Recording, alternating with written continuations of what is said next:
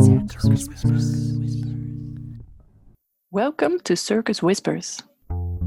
So, in this episode, number 3 of the podcast Circus Whispers, I will be interviewing Jessica today. I am your host, Nadja van der Weiden. In this podcast, we will talk to young makers doing a residency at Tent House for Contemporary Circus. This week, we sit down with Jessica Hellmuth. She starts next week with a residency at Tent House for Contemporary Circus, and she takes us into the world of body morphology, if I say it right, and aerial rope. And also, just to share, we speak in English since most of the makers are non-Dutch speaking, as well as Jessica. So, who are the makers? Who are the makers? Well, first, the previous resident, it was mono teeterboarder Luc Brandjes, and we will listen to what he encountered during his residency first. We called him after his residency and asked him to share with us what he ran into during that week of his residency.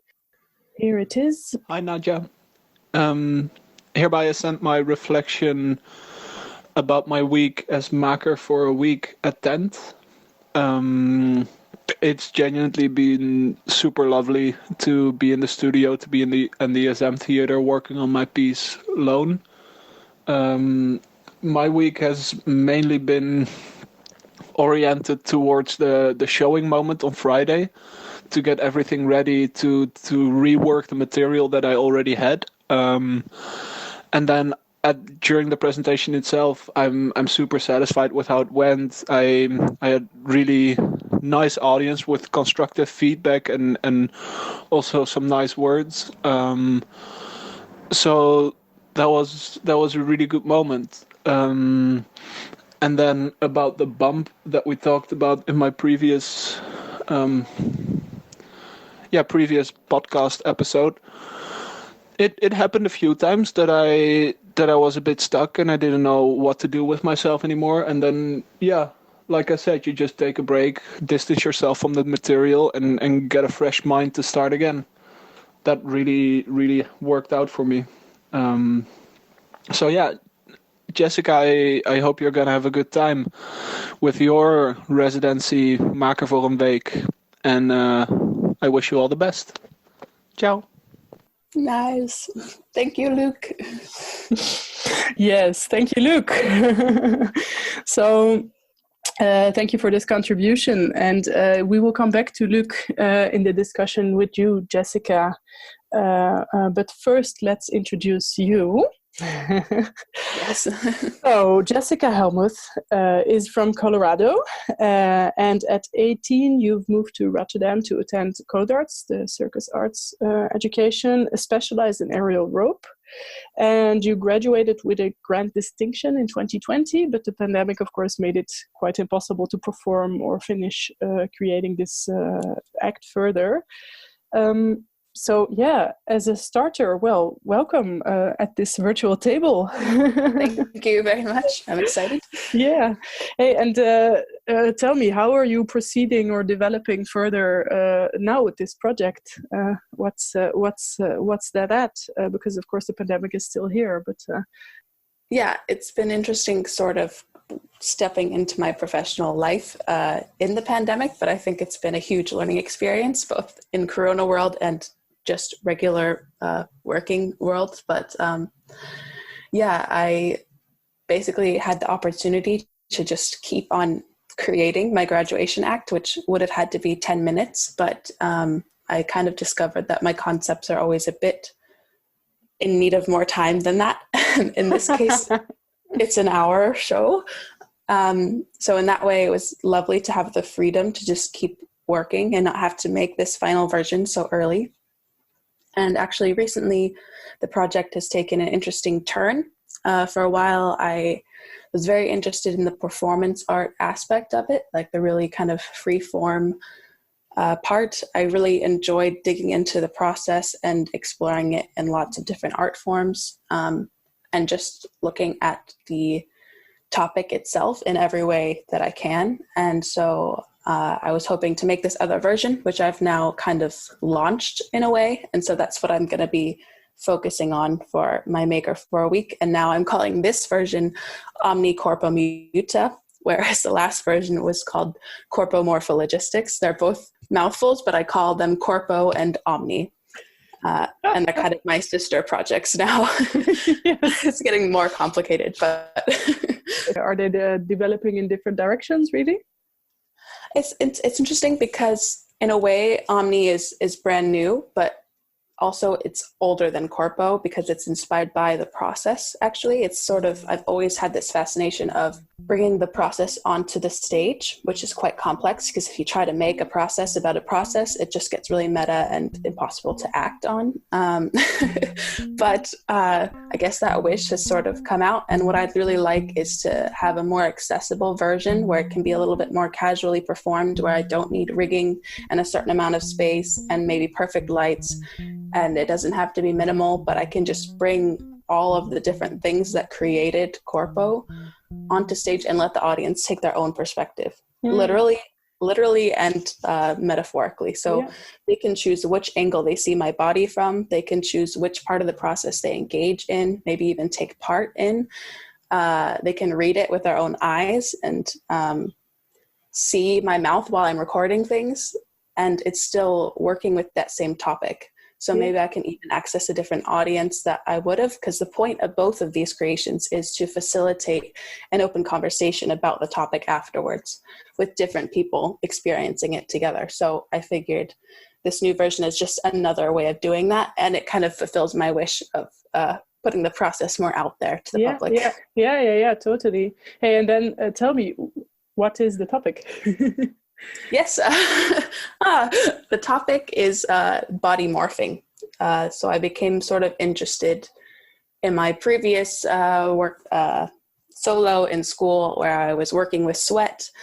And I took a lot of videos of me improvising, sometimes without a bra on, with just like a thin shirt and things like this. And I discovered that my body can look like way more things than I thought it could.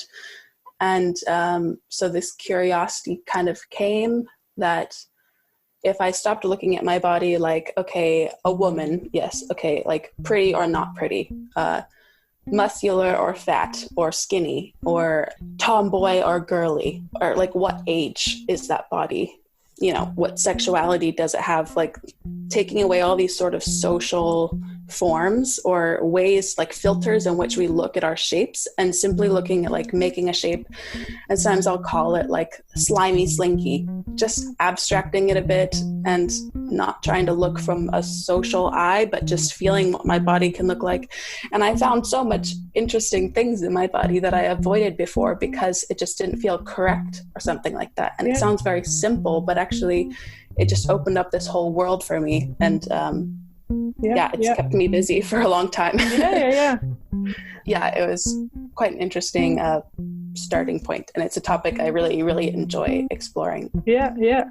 And to what extent then, I mean, I don't know, a word that comes to my mind is something very related, I think, to ethics and also body, is also the topic of shame, or the topic of to what extent is that very much part, or is that something that you have to deal with a lot by, in a way, objectifying your body? Then of course, I mean, you are still inside your body, your mind, and your ethics are still there. How are you dealing with that?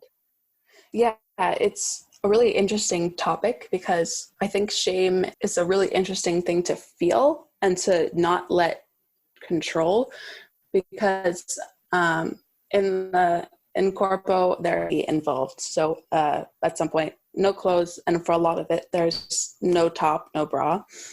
And this is something that took a really long time working completely by myself to achieve. At first, I wanted to work with corsets and like big bodysuits and bras and tights to see how those could shape my body, but it was really challenging to figure out a way to change those things on stage.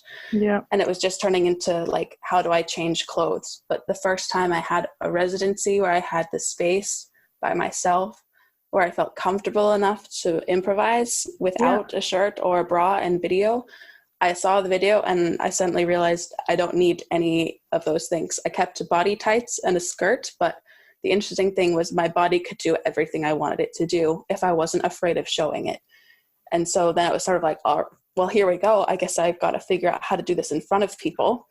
So a lot of it has been sort of letting myself be alone, giving myself privacy with the artistic practice and exploring my limits and sort of like seeing what am I shameful about. I would sometimes finish improvising and I'd be completely alone. No one's going to walk onto me, and I would cover my nipples afterwards when I was going to turn off the camera.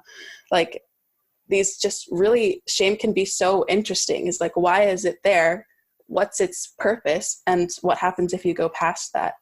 And each time it's uncomfortable in front of new people, but I've come to enjoy that feeling. And then seeing, okay, how can we step over these lines together where it's okay for everyone?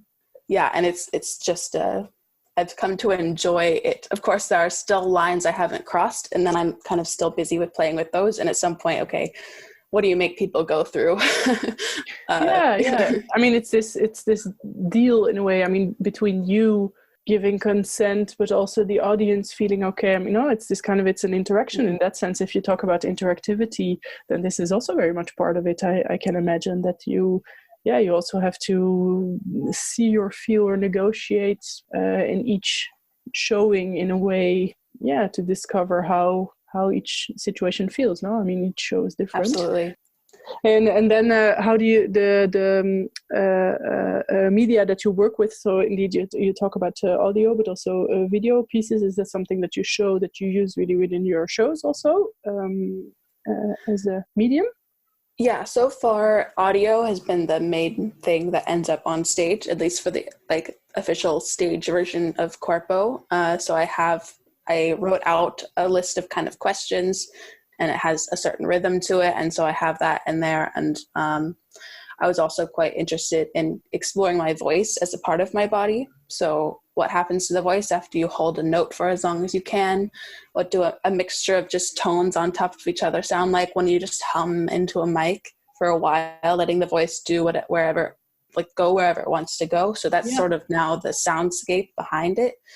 And I just felt right, like you're hearing my voice. And it's also an interesting thing of, okay, you're seeing so many parts of me intimately. Do I ever actually speak to you live after all of this? It becomes impossible. Yeah, it's like, well, you've heard everything. What do I say now? Yeah. Hi? It's like all the yous have been there on that stage already. What is there more to show? What can I say? Yeah. It's interesting to talk to people afterwards, because it's been this whole showing of myself, but also my hope is that they've related to it in some way. So yeah, it's always interesting. But so far the recording is a big part, but I want to experiment now with bringing other parts of the process onto stage, because they just get left behind and not seen. And I've been asked so many times to show them, because I mean, I'm hoping they're not just interesting to me, but we'll see. Yeah. Well, I mean, that's what also research periods are for, no? So what these kind of residents are for. Yeah. And since the start of the creation of Corpo Morphologistics, this is like a really difficult word indeed. You did good. It has been intended as a conversation opener. And why and how do you intend this? And also how do you envision this? What is the conversation opener there? The piece has a lot to do with shapes in different contexts and just moving through and just sudden sometimes changes. And there's a lot of just, oftentimes people tell me that they see different art pieces in it, which makes sense. Like they also see themselves in it sometimes, or sometimes they have an urge to do something about it. And my interest in the piece is to kind of share myself honestly enough, but also, what I've seen as myself, what I've taken into my body, and to have it be sort of an inclusive experience for all of us. So, it can be seen as a feminist piece because it's a woman showing her body on stage, and it can be that, but I don't want it to only be that. I want men of any ages to also feel like they can be in a part of a conversation about what they saw in my body, how they saw my body, and if they related to my body. So I've also had men say that they saw themselves as young boys growing up in me, which was really nice to hear. And also, you know, women talking about, it's really interesting to see another woman so comfortable with her body. But it's not that I'm more comfortable with my body necessarily. It's just that I've gone through the process of being okay with how I feel about my body in front of people. So just to have a group of different people. What I want is a diverse audience, you know, people from different stages of life, genders, sexualities, all these things, and share this experience together of seeing someone open themselves and maybe relating to it, or just having a thought process, like their own inner world going on during the performance. And then afterwards, have a safe space and an open space to say what they felt, to discuss things, to see what comes up.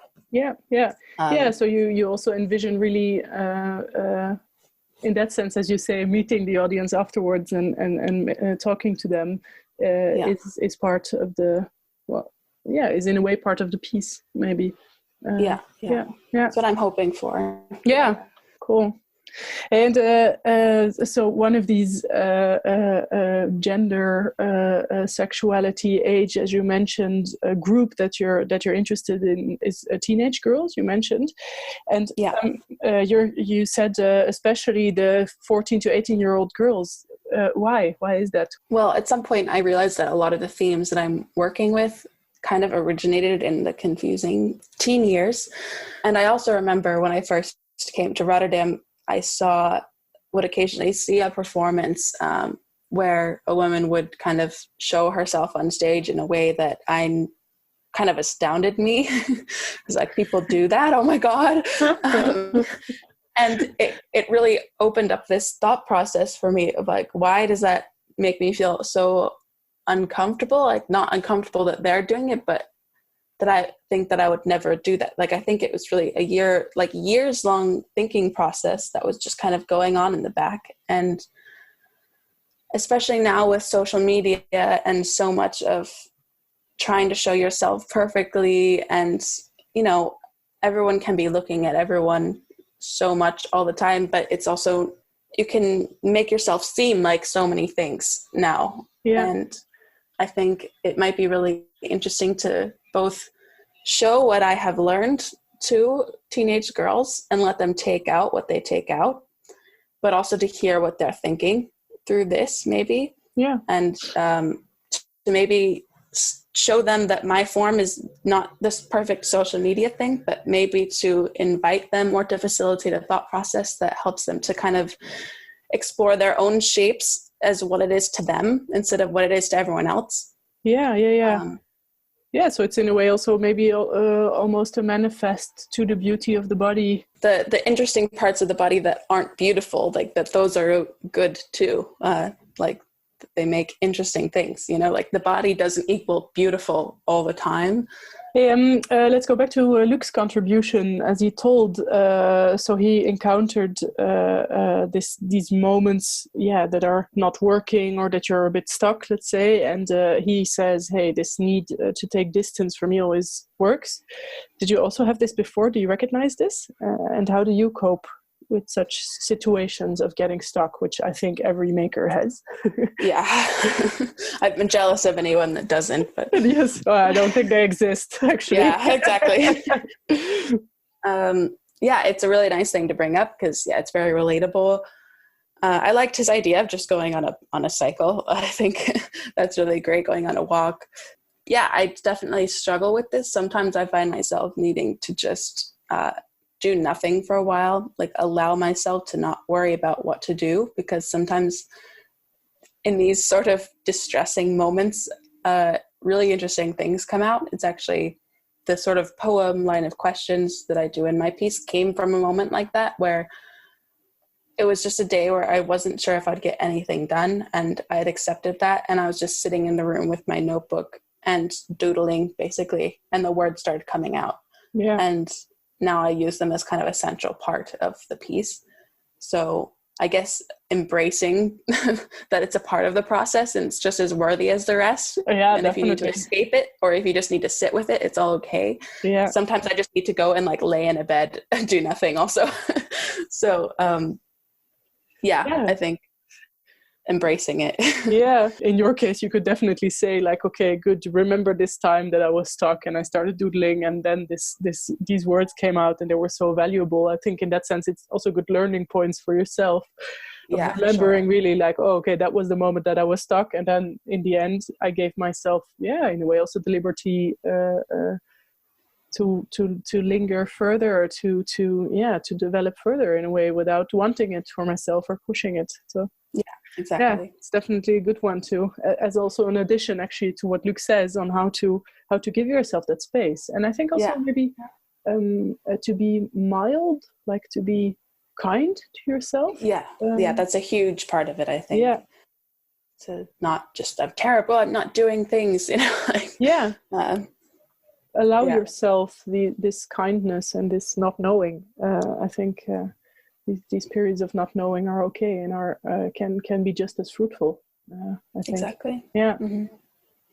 Hey, I want to go to a next topic with you, and actually we've also already touched upon this topic now just by this part, but this bump. The bump. Actually, so as I said already, makership doesn't always come easy, no? Good projects don't come naturally. Generally, you work hard, you get stuck, you don't know where you're at, you fall into this deep dive ocean, you have no clue, and then all of a sudden, yes, there is a red thread. Well, the maker's process isn't this road, this paved road. You're creating it yourself. No. And what? So you're having a residency in a week now, and what are you hoping to, or maybe afraid of running into or bumping into this upcoming week? Yeah, it's very much both. I'm excited to bump into it and nervous about it at once, and it's sort of the wave of everything that comes with going into creation. It can be quite confronting to be in a room alone, particularly with many topics that artists do this, but I know from my experience in this project, dealing with my body and feeling it in different states and relating to moments in, bringing back feelings that maybe don't always come invited. And, but also really just overwhelming, excited, like you've opened a box and you can like explore it for years and years and years and like quote wait or start. So this sort of overwhelming wave of things that come, especially also working multimedia, just going into it and the exhaustion. Yeah, sometimes this can be too much and kind of you can drown in it a bit, I think. But also it comes a lot to what we discussed with Luc is to embrace it. And that's really what I'm hoping to do, is like this process of discovery and confusion and not knowing what to do is actually what is inspiring me for this week. But I also want to allow it to sometimes be tough. Sometimes I want to allow it to be scary rather than inspiring, or to hate it and to take that as an opportunity to be in it and listen to it and follow it. And it's also what I love. So even if I don't always feel like I love it, to kind of trust a bit that it's worked out before and I keep coming back. So yeah. Nice. Yeah. So in a way, this, well, as you say, fear, but maybe, this intimidation that it can give to to not be intimidated by it in a way. Yeah. Mm-hmm. And also with pushing it into a presentation moment, there's also a certain amount of trust that I will just show what I have, and that's okay. It's a whole other level to be okay with it with myself, and then to be okay showing it to others. Let it come out. Just do it. The presentable format is something else than just putting it out for yourself, of course. Yeah. And do you have or do you envision strategies or something to deal with those moments of intimidation, or these moments of it being the confrontation, let's say? Do you have ideas or strategies that you often use there? Yeah, It depends on the moment. Sometimes it can be a lot, but to just move in it, like explore it. And that's, part of seeing my body as a more abstract thing allows me to do that sometimes. Like if I find something that's quite challenging, is to just move in it and let it be and know that I'm alone and that's okay. Also writing, just starting to write oftentimes helps me to just find things. There's always material in words that I find. And then also just to, sometimes there's something really bothering me, like something I just came up with and something's bothering me and I don't know what. And usually if I start writing, something will come out and that can be really nice. Getting it off, getting it out. Yeah. So. Really, writing it away, like a diary kind of feeling. Exactly. Actually. Yeah. Exactly. Or even just scribbling, just like letting the hand move and some stuff will come out. Yeah, because I wanted to ask, is it like, do you actually write about the topic then literally? Is it like really trying to like solve it in the words, or could it also just be, well, actually I'm just going to put my pen on the paper and I see what comes? What mostly happens? That's the nice thing about writing. I never have any idea. Sometimes it's like drawings that come out. Sometimes it's like super logical. Okay, this. Sometimes it's just a story from ages ago that I didn't remember I remembered, and suddenly it's really clear to the topic. And sometimes it's just like random words coming out, or just like a giant dot on the page, like it's like sometimes your mind is also just a giant dot on the page, but just to see it and see what's happening, and then it morphs into something else. So it's also very educational in that way. Like you can look back at it like, that's what was happening in my brain. Wow. Yeah. That's watching at the morphing of your brain at that moment, but more like letting it happen through your hand maybe than really controlling it so much. And of course it also doesn't always come out that easily. Sometimes I just don't want to write and I stop, or sometimes I'm trying to push it too much in a certain direction, and so it doesn't actually help me get anything out. It doesn't always work. It's not like, anytime I put a pen on the paper something great comes out. It can sometimes help. Of course. And then sometimes you put it on paper and you're like, let's throw it away. No. Never throw it away, but no. Exactly. You might feel that. That definitely. Feeling at least. Yeah. I can imagine. No, totally. This sounds very familiar. I think these moments indeed, that's funny. I know how in makership, I think the valuing actually of just the failure in your, the feeling of failure, but also the successes, the moments of discovery, but also the moments of non-inspiration. I mean, that in a way to give yourself, this allowance or something, that it can all be there and that it's all just as valid, instead of indeed, this, I always see this image in that sense, like as a maker, I write also a lot, and I write a lot of text and with audio, and what happens often indeed is that I really have this feeling and also this imagery of this writer having this paper and writing down, with this ink pencil, old fashioned, and then being angry and making this goes away, and then, I don't know, I always get this like, no, don't put it in the bin feeling, because I mean, it might be, you can read it back and still think it sucks, but still, get it back and, reread it in a week maybe. And of course, it might not be, of value, or it may not be of use, but it's still good that it's there and that it has the existence or something. Absolutely. Definitely. Good one. Yeah. Good one to take into account, to remember on that moment that you're stuck. It's fine. Yes, exactly. Just letting it be. Don't poke it. Just sit with it or look at it. Or go for a bike ride. Yeah, that's a good one. Hey, up to the next topic. So every time we ask the residents to bring an object or a prop and discuss these things with the maker. And think about what is it, what is the role of it, how do you bodily relate to it, is there a bigger topic related, or on the contrary, maybe a small thing. And tell us, what is it? Let us hear. The thing. I don't know if you can Yes, I hear some rattling. So it's actually an audio interface that I use as a microphone unfortunately, I think it will be replaced soon. A better microphone. But so far it's been fantastic for me. So why unfortunately? Maybe like happily it will be replaced. Yeah, also. I'll probably use it still at some point for other things. But it's called One by Apogee. It's quite old. It lived in my basement in Colorado for ages. My parents got it for me like when I was young, and I didn't even, I was just away for a while, and I came back in contact with it a few years ago and started recording the words and things that I found myself using. Yeah. And next thing I knew, I was making my own soundscapes for performances, and that was really sort of a turning point for me because, it's a huge part of my artistic process, and it just helped bring that on stage. And it just helped show a different level of what I was working on to my audience. And I'd like to find more things like this, little gadgets to help me to bring things on stage, because this one thing opened up this whole world for me, and it's been great. And also just for creating, like soon I'm gonna, for next week, start listening through back my old recordings, just things that I played with. And, exciting. Right? Whoa.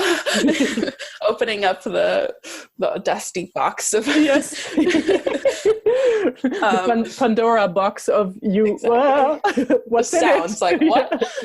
And things like as small as like clicking my nails, or listening to in quarantine, just recording different things. At one point I recorded the cats that were meowing in the house I was staying at, and made just like a mix of that. So just for random things, but just recording moments in creation. And did this thing, the one the one one nice did it also, I mean, is it because of this object that you started using sound, or was it something that, I mean, since you've had it already for a while, I can imagine this is something you've been interested in for a longer term before starting your circus studies already, right? Well, not really before I worked more with video. I always enjoyed singing in the car and things, but to be honest, I'm quite a soft-spoken person. That was always people like, speak louder, or just shy and not talking much. But through school, I had to show myself and take risks more on stage. So at some point I was like, screw it, I will sing on stage for you, fine. And I got more comfortable with singing, and I actually started speaking on stage sometimes, and I really started to enjoy it. And valuing my voice is something that I like to work with as another tool, just like my body. And then, with good timing, I think my parents heard that I was doing this. They're like, there's this thing in the basement that I forgot about. We should find it for you. It took ages to find it, to be honest. Maybe I should have bought one or something. But so I just kind of ended up with it. And that really just, was sort of an opportunistic thing. Like, oh, I have this, I want to play with it. And I just started recording. Yeah. And it was something that I just got hooked on. And now it's really developed how I work. Yeah, funny. Yeah, it's really like, if you talk about the thing as we mentioned it in this edition, then it's really something that made you create something new, and that made you discover new opportunities in your work field. Actually, super nice. Definitely. Well, and I mean, that's of course not visible for the audience, but the object is very much. It can travel in your purse. It's like very small, a little box. Yeah, and that's fantastic. Of course, the being able to displace it, to take it with you, and the easy way of being able to record and manipulate helps, I can imagine, right? Yeah, and it just goes straight into my computer. It's really nice. Yeah, cool, nice. But well, maybe with subsidy, you're gonna have a huge box on wheels, weighing 200 kilos, and you're gonna regret those old times. No, I just want something where, like, when the floor rattles, it's not like I'll have this on a pile of clothes to try to make it so maybe something with like a stand of its own would be nice. Okay, good. Step by step. Yeah, exactly. Nice. Good. Okay, so the one is the object. Is the tip for every maker. The one to have thing in your house. Yeah, put it in the basement of your parents, and you might end up doing sound recordings. Yeah, make it collect dust, and it will do magic for you. Great. Well, thank you for sharing. Hey, so each time the previous resident sends a quote. Quotes. the quote. The quote. To the next resident, and this time Luc sent you the quote we'll listen to now prior to your residency, and hopefully each time it helps the makers during their upcoming residency as an inspiration, as food for thought. So I will let you hear the quote now. We will listen to it. Great. Yeah, so hi Jessica. I prepared a quote from the book Thinking Through Circus. And I chose this quote because we're both using apparatuses, and I think circus very much relates to the use of apparatuses. So this particular quote is from Joseph Stieler. Here it goes. Maybe just preparing the stage for the objects and then objects performing for other objects, or maybe not even a stage. Theaters are houses for human amusement. A tree falling in the woods only recognized by the other trees slowly falling apart over the years. Or the small fish traveling on the back of whales, cleaning the skin of the whale. Or just a piece of rock rolling down the mountain, taking more and more stones, going down the valley, not recognized by any human. I hope you can use this in your work. Yeah, super good. That was Luc. Thank you, Luc. So tell me what resonates for you, and maybe more specific also. He talks about these apparatuses. In a way, we've been talking now in this episode a lot actually on the media, the sound, but of course there's one apparatus that you've been studying on a lot, which is aerial rope. Can you respond to that regarding that? How, to what extent, what resonates? Actually, talk about I was really happy about the book because I also love that book. It helped me in quarantine tons. I would read it in the morning, and it kind of got me going in the day. So thank you, Luc, for bringing that back. So the rope is also quite a big part of at least my first show, Corpo. It's interesting because what I've found is if an object is on stage, people see something in it. You know, it has a big importance, and particularly the rope. It's hanging almost in the middle of the stage. It's a thing that can't really be moved, and people see it as lots of different things. And it's really interesting to see the rope just being a rope, what it ends up becoming in different people's minds. But also the different objects I work with. I also work with body tights and a skirt, and those also become a bunch of different things. So objects are huge. I think I'd be quite lost on stage alone, and also in the process. Putting it in just a different spot on stage and all these things it's a good thing to keep in mind coming up, because I'm kind of opening up a process that was starting to close and opening up in a different direction. So actually, with special attention to objects and just looking at them, it's like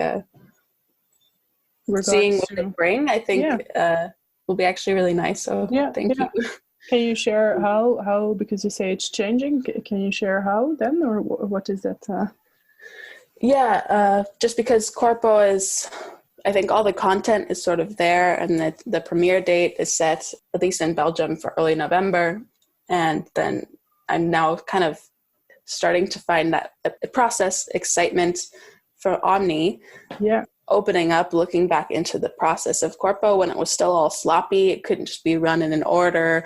I didn't have my thoughts sorted out. There was just a million things like floating in the air around, it feels like. So I'm starting to have that sort of scrambled mental space, which is really exhilarating and also overwhelming again. And to kind of take these little notes back, like objects tell so much. You don't always have to make something happen yourself. You can also just watch and listen to what something is, and where it is. So to use this as a starting point, or as a discussion starter for yourself, maybe. Exactly. Nice. Good one. Hey, and also maybe I mean, there's objects in the making processes, but also there's other people. How do you work with like advisors or other, how does that function for you? Are you planning next week to work on your own really mostly, or are you going to have, sort of like outside eyes? How's that, how are you dealing with that next week? Yeah, and I actually did want to mention a huge thank you to pitfalls for Corpo in general. He's been basically kind of my working partner. He's been the one that's been there since I initially just sent him giant groups of images, and he responded with his own images, which I was like, he gets me, like, or like, this works, you know? So he's done the last couple of residencies with me.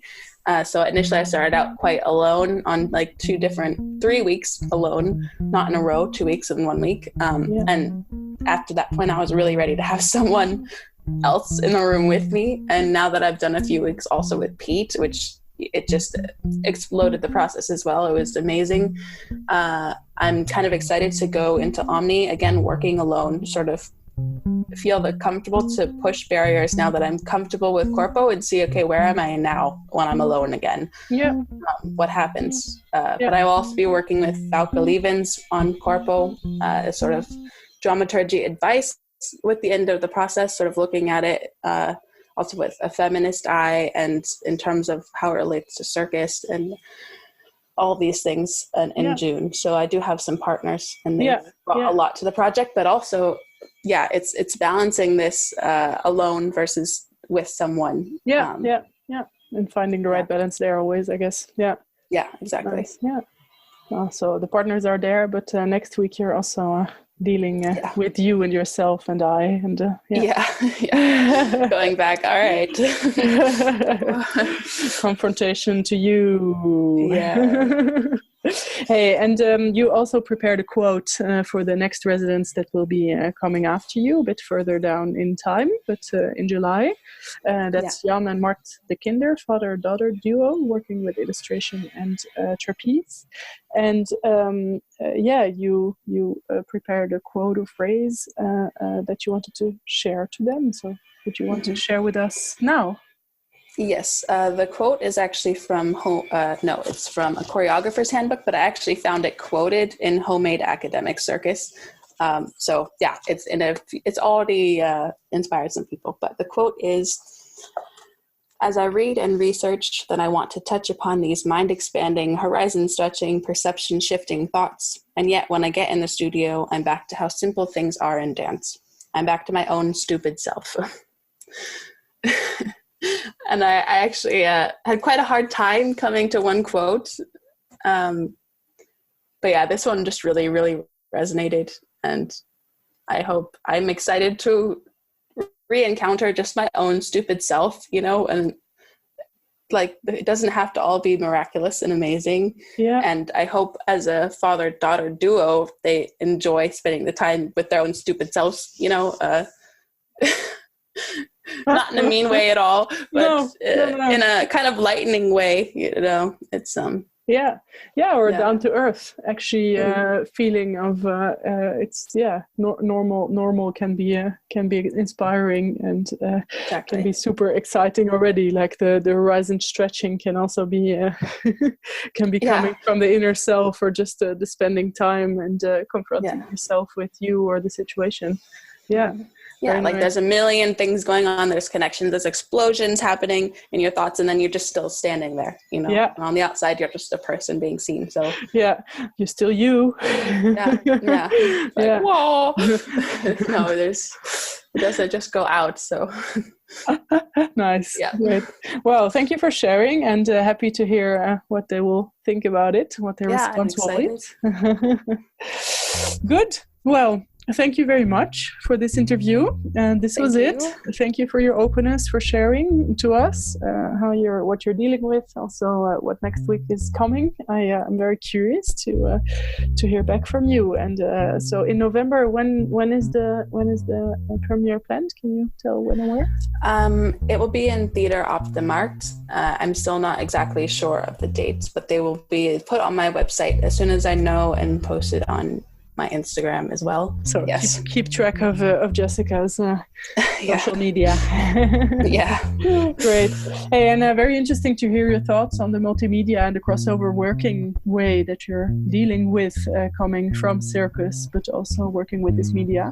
And actually, this working with the multidisciplinary, it seems to be a recurring theme. So it's coming back now in the previous podcast series, also in the interviews. And next time, the father-daughter duo Mart and Jan, they're also working with different disciplines again. So it seems like a challenging combination, this working or putting yourself into different situations, trying to combine. So interesting. I'm really excited to see what comes of it now. There's millions of combinations now, so nice. Good. Well, thank you very much. Thank you for your contribution. Yeah, thank you for all the great questions and discussions. Nice. And next time we're going to hear what Jan and Mart's reaction will be to your quote. Episode 4 will soon be coming with Jan and Mart in July, followed by the non-juggler Lisa van Brakel in September, and finally this year the acrobatic trio Sinking Sideways in November. So stay tuned. Bye-bye. So this podcast is a collaboration with Tent House for Contemporary Circus, myself as a host, director and editor Nadja van der Weiden. The music is made by tent housemaker Benjamin Monkey Kuitenbrouwer. The mixage is done by Jahid Metin. And many thanks, of course, to the makers, House of Circus, Luc Brandjes, Jessica Hellmuth, Sinking Sideways, Lisa van Brakel, and Mart en Jan de Kinder, of course. Tent House for Contemporary Circus is supported by the Performing Arts Fund and the Amsterdam Fund of the Arts. For the latest news, subscribe to our newsletter and visit our website, www.tent.eu, and follow us on Instagram.